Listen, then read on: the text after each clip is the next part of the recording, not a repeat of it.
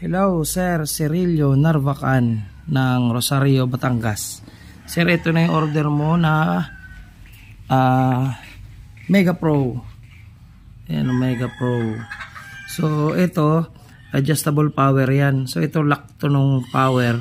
So, pihitin nyo muna, tuluwagan nyo para ito ma-adjust yung power pagpihit. And then, retractable bat naman siya.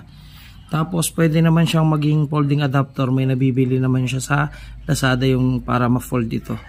Ilalagay mo lang dito yung thread. Tapos itong kalahati, dun mo isosoksok sa folding adapter. Nasend ko na sa iyo, sir, yung link niyan. So ito yung tank niya. So naka-heat shrink na rin siya para safe yung tank at di magasgasan. So naka-sleeve type na yun na 22mm. Naka-insert na rin yung silencer para makita natin talagang walang sabit. So may hangin siya ngayon, 2,000 and 1,800 ang output.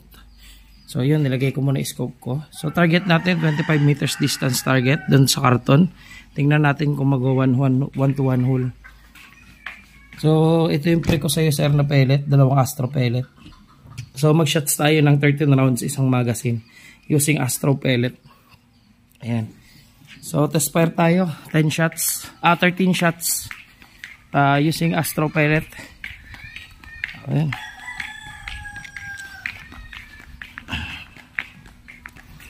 So ito yung target natin. So focus ko lang.